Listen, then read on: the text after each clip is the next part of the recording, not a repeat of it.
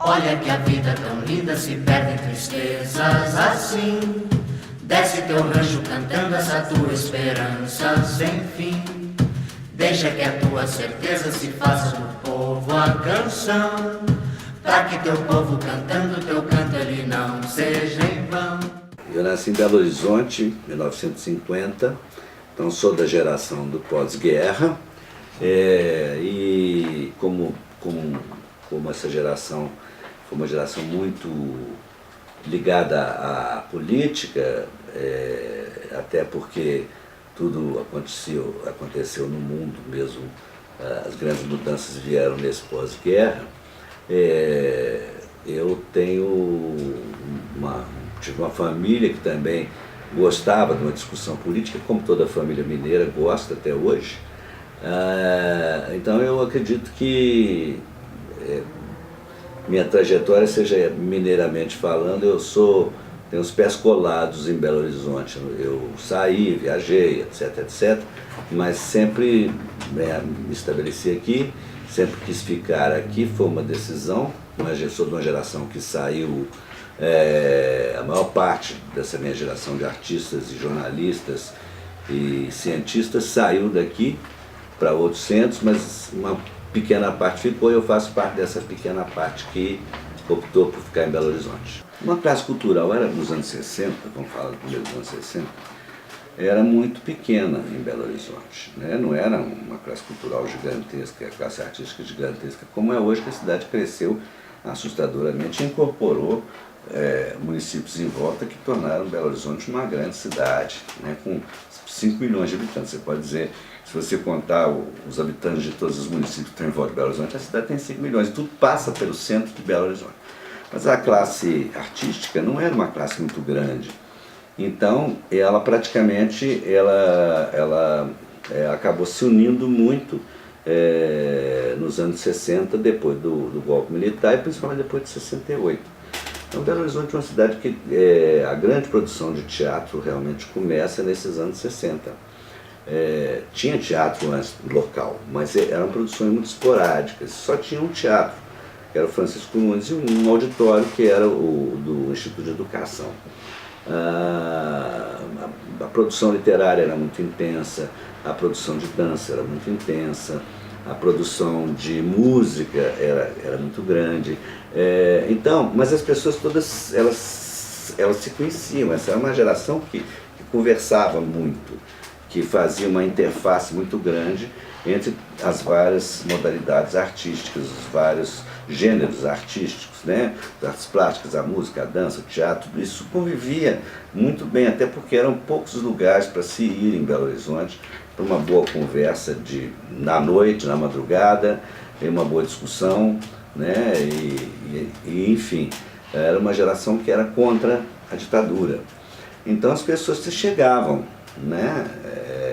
Tinham essa facilidade de comunicação umas com as outras, de encontrar, trocar ideia, e uma geração muito jovem entrou na luta e na política muito jovem, o que é virtualmente diferente de outros países, mas isso também veio junto com movimentos de estudantes no mundo todo, né? O movimento na França, o movimento na Alemanha, o movimento dos países da América Latina, todos, onde os estudantes foram a grande oposição à tirania, aos governos militares. E todos nós éramos estudantes de alguma forma, né? E começando a vida como artistas também. Então, Belo Horizonte aconteceu de tudo, festivais de cinema, festival de teatro, festival de literatura, lançamentos de livros, né? E tinha pontos específicos onde as pessoas se encontravam. Basicamente, um deles era o Teatro Marília, que tinha um bar em cima, chamava Stage Door.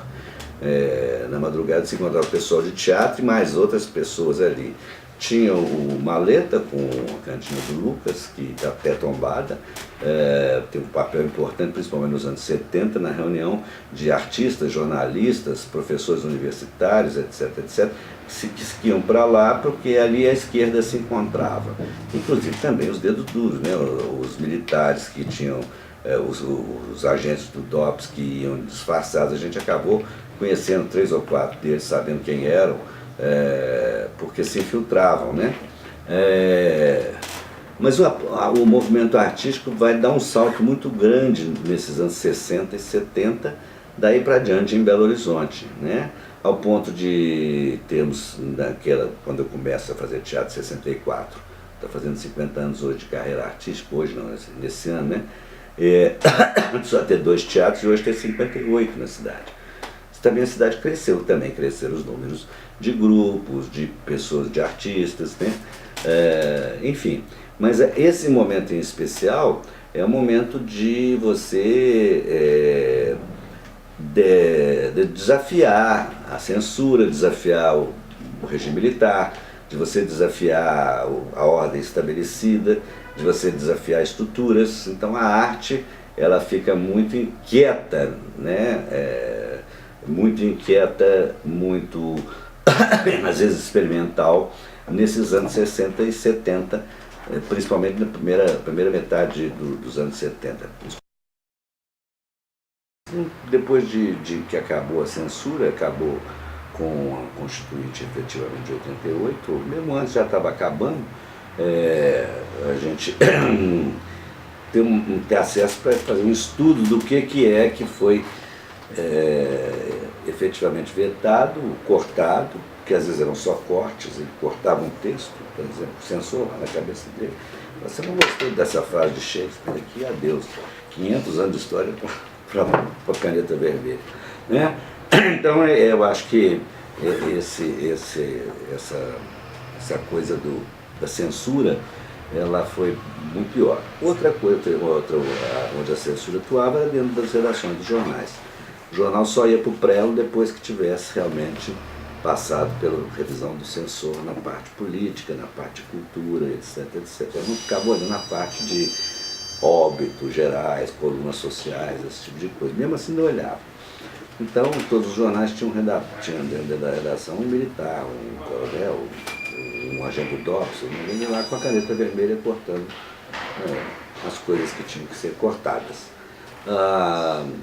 por eles, que eles achavam que tinham que ser cortadas.